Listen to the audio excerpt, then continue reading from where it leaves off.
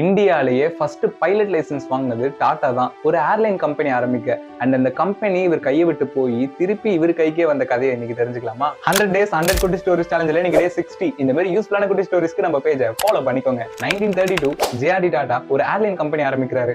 இவர் நினைச்சு பார்த்ததை விட மக்கள் மத்தியில் நல்ல வரவேற்பு. ஏன்னா இவரோட பிளேன்ஸ் எல்லாமே பங்க்சுவாலிட்டியில ஷார்ப்பா இருக்கும். அண்ட் டிராவல் பண்ற பேசஞ்சர்ஸ் எல்லாருக்கும் ராஜ மரியாதை கொடுத்து வரவேற்பாங்க.